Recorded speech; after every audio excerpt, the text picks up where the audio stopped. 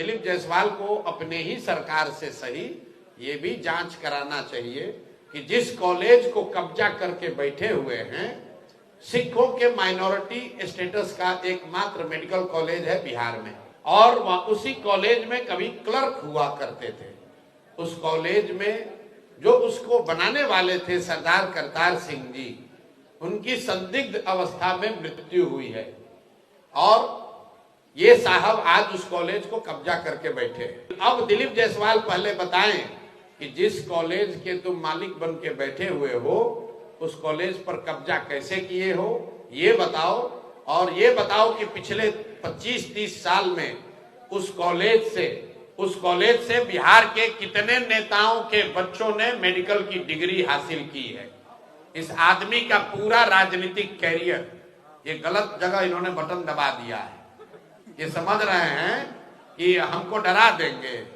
मेरे भाई, अब आप अभी 2-3 दिन के बाद मैं डिटेल प्रेस कॉन्फ्रेंस करने वाला हूं इस कॉलेज की, इनकी यात्रा पर, कि ये कैसे उस कॉलेज के मैनेजमेंट कमेटी में घुसे, अपने बहू को जो सिख है उसको उसका इंचार्ज बना दिया है। भाई, उस कॉलेज का मालिक कोई सिख ही हो सकता है। और पिछले 25-30 साल में सरकार चाहे जिस किसी की भी रही, यहाँ बहुत सारे युवा हैं, मेडिकल में आपके बच्चों का एडमिशन होने के लिए आपको 4 बार 5 बार टेस्ट देना पड़ता है। और ये जो कॉलेज है जो इनके अध्यक्षता में, इनके मार्गदर्शन में चल रहा है, इसमें बिहार से के कितने नेताओं के बच्चों ने, उनके भांजों ने, उनके भतीजों ने, उनके भाइयों ने मेडिकल की डिग्री हासिल की है। ये रिकॉर्ड दिलीप जायसवाल को जारी करना चाहिए। नहीं करेंगे तो हम जारी करेंगे कि आप देखिएगा कि कोई नेता किसी दल का बचेगा नहीं। कम से कम 50 से ज्यादा नेताओं को, ध्यान रखिए, 50 से ज्यादा अलग अलग दल के नेताओं ने अपने परिवार से जुड़े हुए लोगों को उस मेडिकल कॉलेज के माध्यम से मेडिकल की डिग्री दिलवाई है। और दिलीप जायसवाल का पूरा राजनीति इसी पर है। अब आप लोग जाकर पूछ लीजिएगा कि प्रशांत किशोर ने आरोप लगाया है, जो दम है वो कर लो। और इससे पहले एक और नेता थे, सर्वदलीय नेता, इसका नया नाम रखे हैं, इसका नाम है सर्वदलीय नेता।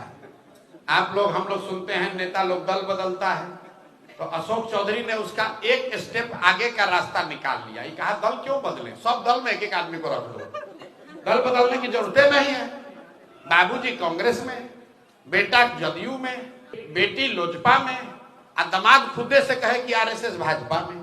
तो भाई कोई दल बचा नहीं। हमने कहा एक आरजेडी बचा है, उसमें भी परिवार का कोई रख दो कि कोई भी जनता कहीं वोट दे तुम ही रहोगे। तो ये 3 गो जो नेता है, ये दिलीप जायसवाल भाजपा का यहाँ अध्यक्ष, ये बताएं कि मेडिकल कॉलेज जिसके ये मालिक मुखिया बने हैं किस आधार पर वहां पहुंचे, करतार सिंह जी के साथ क्या हुआ, और उस मेडिकल कॉलेज में पिछले 25-30 सालों में कितने बिहार के नेताओं के परिवार से जुड़े हुए लोगों को मेडिकल की डिग्री दी गई।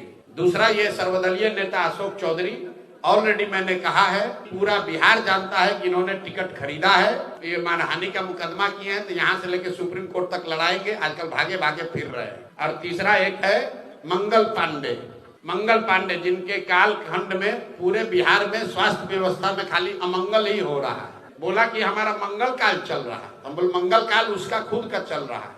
पूरे बिहार के लोगों का अमंगल काल चल रहा है। क्यों बोल रहे हैं समझ लीजिए, तीनों को क्यों चिन्हित किया है। ये दिलीप जायसवाल अभी राजस्व मंत्री थे। ये जो जितना लैंड का डिजिटाइजेशन हुआ है, सीओ बीडीओ के ऑफिस में जो भ्रष्टाचार फैला है, ये पैसा कौन ले रहा है भाई। सब आदमी कह रहा है बिहार में बहुत भ्रष्टाचार है, तो पैसा जा कहाँ रहा है। ये पैसा जा रहा है नीतीश कुमार के उगाही मंत्रियों के पास। ये 3, 4, 5 जो मंत्री है, यही सब लूट रहा है अफसरों के जरिए, व्यवस्था के जरिए। और प्रशांत किशोर जनसुराज इन लोगों से डरने वाले नहीं है। केस करना है केस करो, आके मैदान में चुनाव लड़ना है चुनाव लड़ो, कोई डरने की बात नहीं है। इनके मुखिया पर, नीतीश कुमार को के बारे में मैंने कहा है कि भाई ये आदमी मानसिक तौर पर अस्वस्थ हो गए हैं, इससे बड़ा तो कोई मानहानि नहीं होगा। हम कह रहे हैं कि मानसिक तौर पर आप स्वस्थ नहीं है, भैया आपको तो पहले जाकर हम पर मानहानि करना चाहिए, केस करना चाहिए कि प्रशांत किशोर गलत बोल रहे हैं, नीतीश कुमार मानसिक तौर पर स्वस्थ है, प्रशांत किशोर गलत इल्जाम लगा रहे हैं। हम आपको कह रहे हैं कि बिल्कुल दावे के साथ कह रहे हैं कि नीतीश कुमार मानसिक तौर पर स्वस्थ नहीं है। अगर हम बात गलत कह रहे हैं तो किसी मेडिकल बोर्ड को बैठाकर जांच करा लीजिए।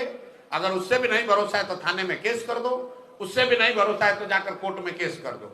हम डरने वाले नहीं हैं, सत्य को कोई डरने की जरूरत नहीं है। इनका पोल खुलने ही वाला है और जनता रोज देख रही है। इन लोगों का आखिरी समय आ गया है राजनीतिक तौर पर, अब इनका किनारा करने का टाइम हो गया है।